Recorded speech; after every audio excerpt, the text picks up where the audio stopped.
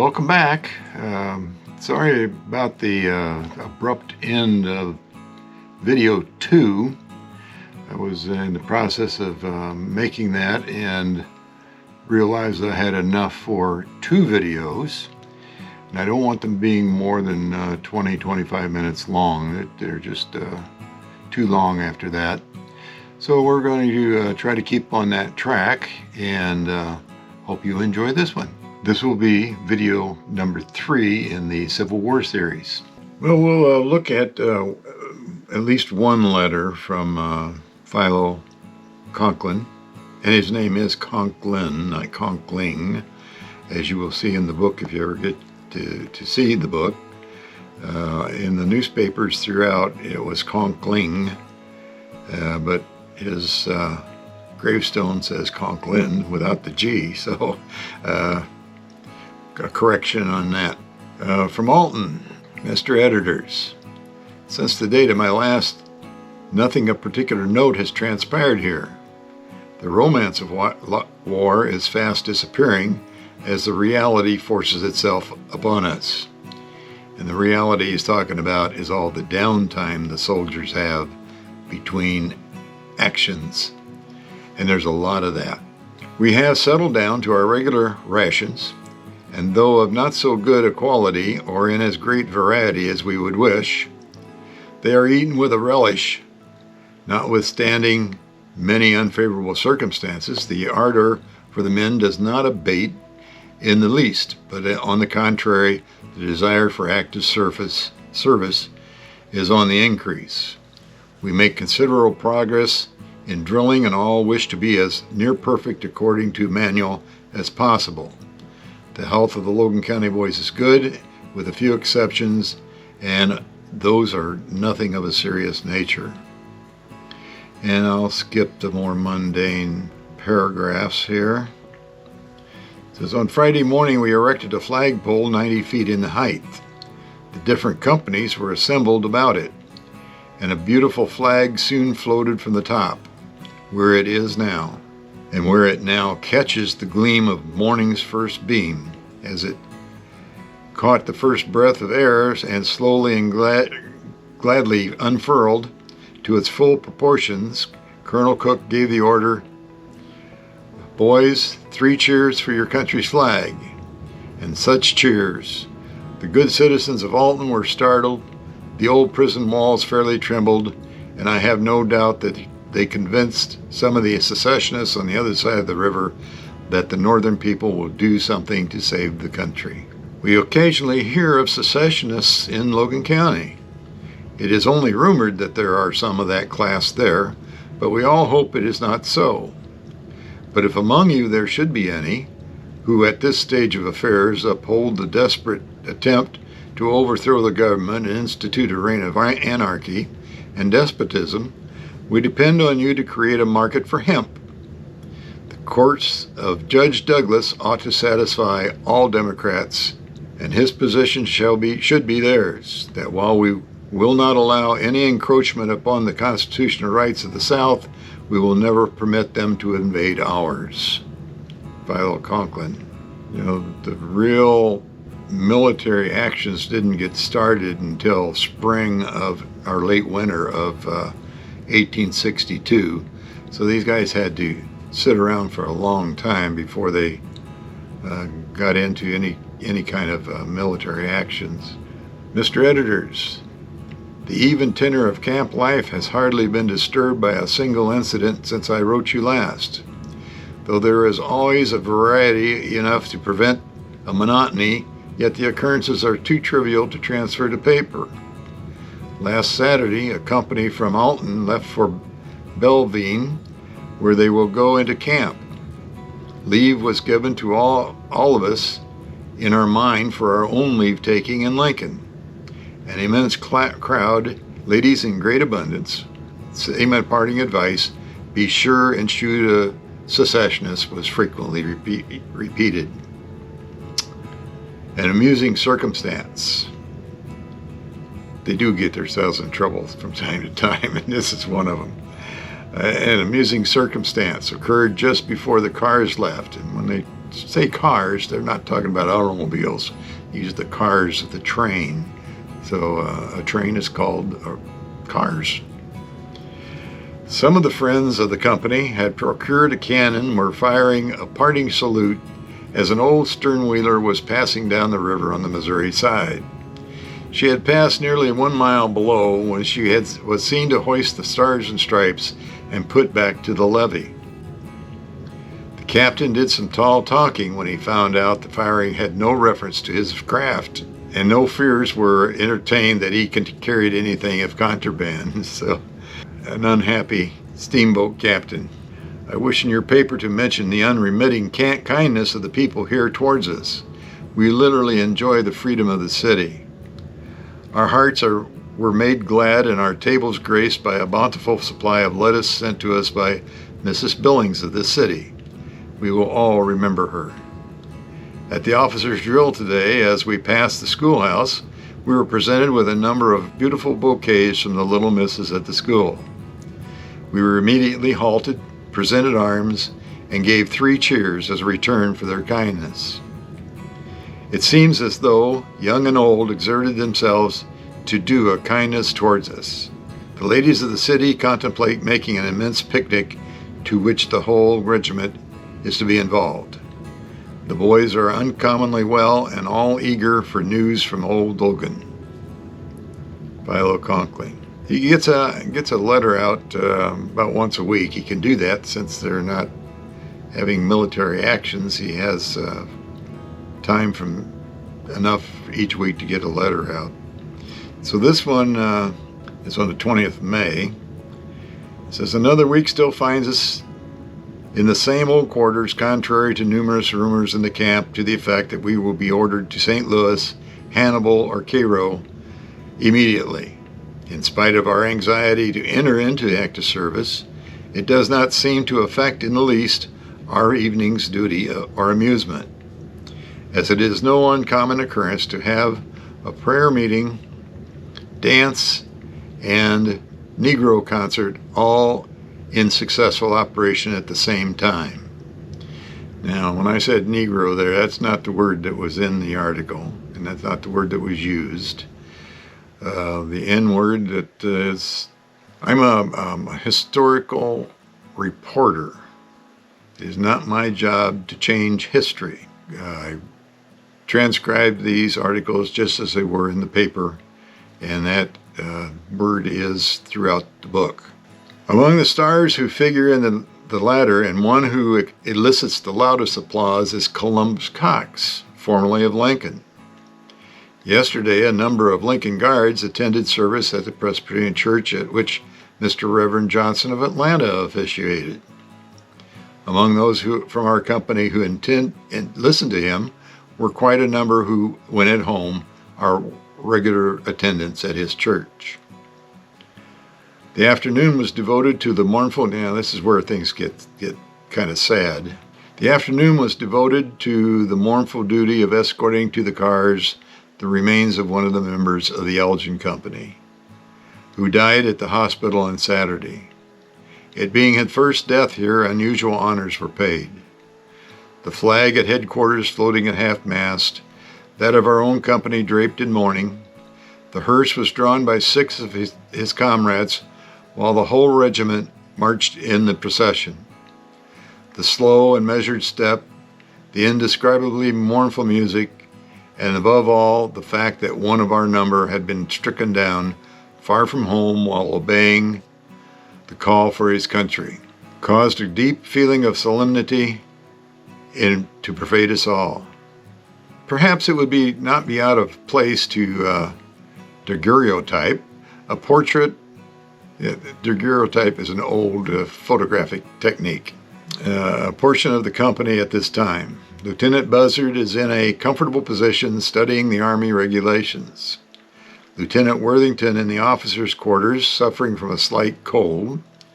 Hanley, Saunders, Tom Parker, and Dick Adams are engaged in deep argument at one of the tables, having for spectators Johnny Allen, Bob Howard, while at another, Sturgeon, Green, Hood, Worthington, and one of the Zavways are engaged in the match game.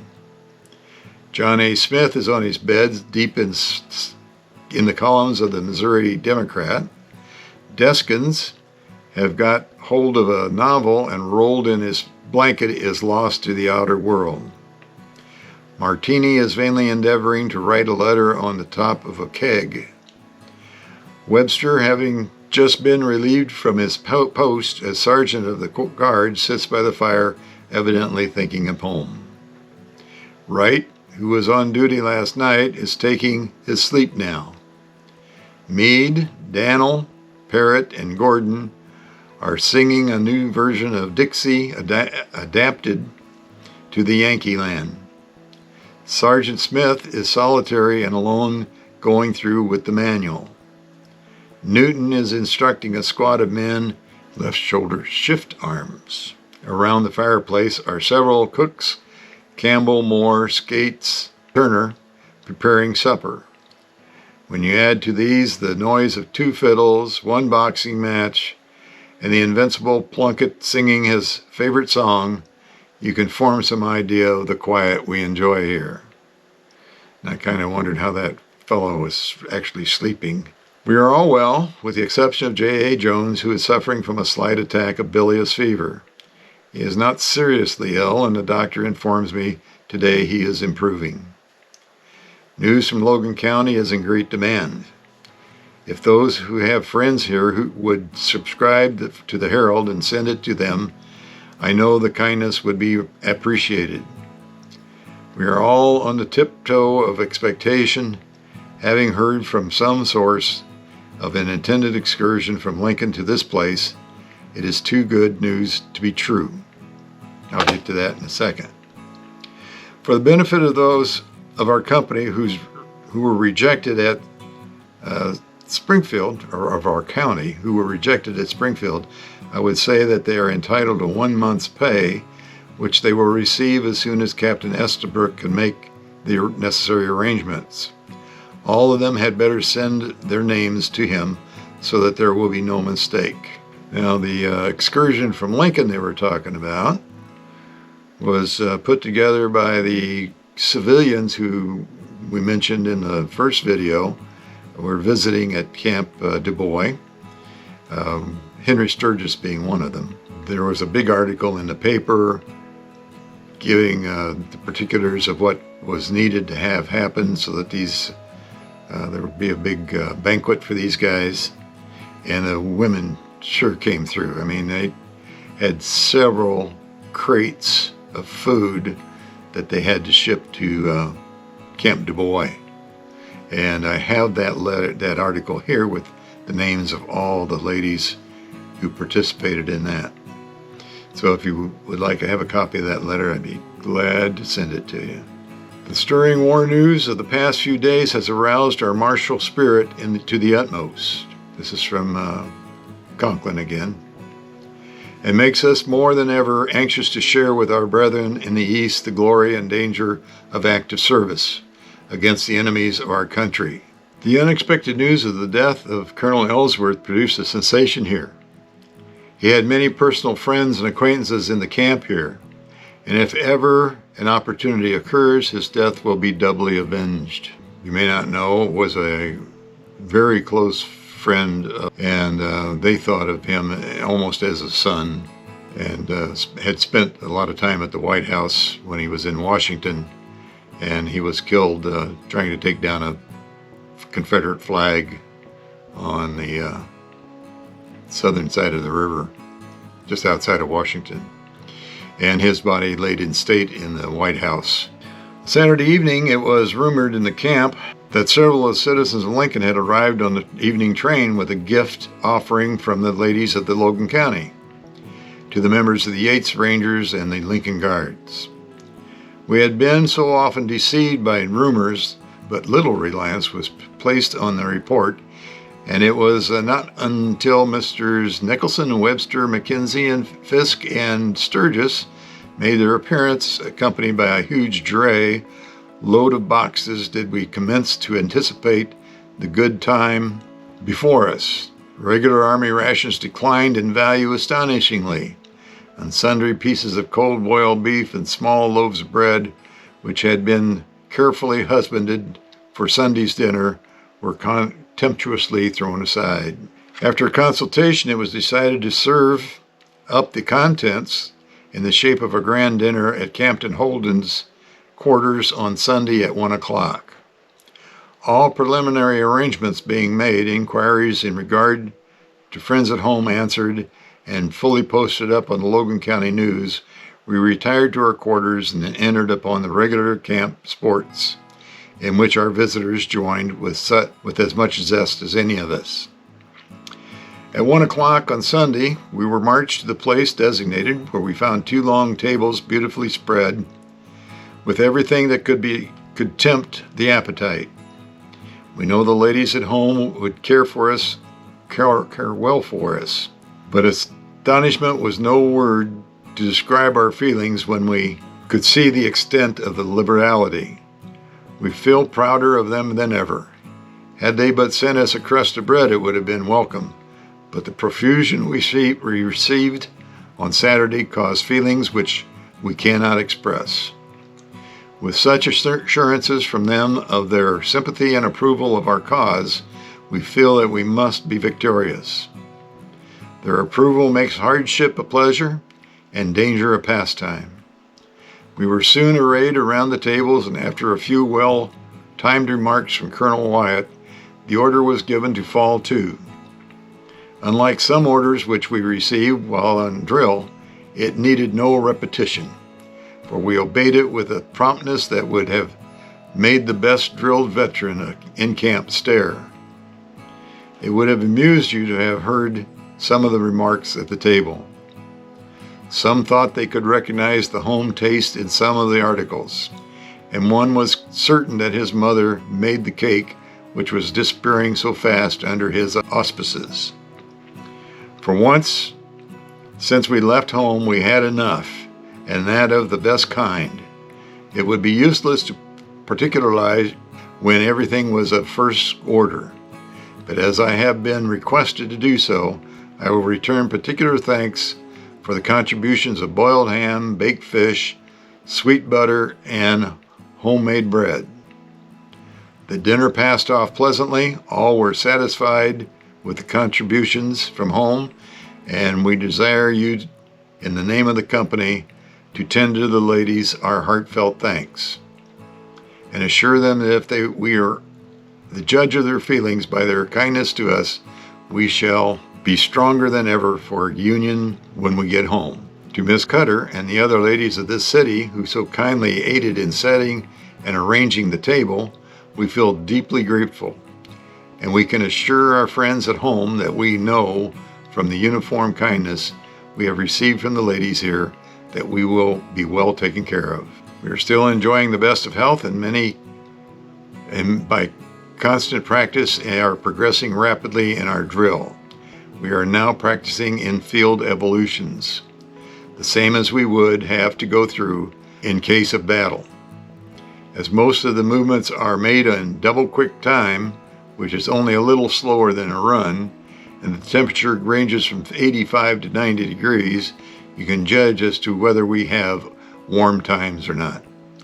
But as it is a matter of personal safety to us to be well drilled, we do not complain if it goes a little hard. And the final one for today is we have just received orders to hold ourselves in readiness to leave here. When, we do not know. We are all busy packing our things. I will write you whenever we get located. As the major went through the different quarters and read the order of leaving, he was greeted with tremendous cheers. We are all rejoiced to be moved near the scene of active operation, as we suppose we are to be. But, this is the end of May. You're going to get June, July, August, all the rest of 1861 out of the way to get to the actions of 1862. Now, there may be some come up. I remember some activities that went on in small groups, and we'll see about that as we read further. So we're at a break time. and we'll see you in the next video.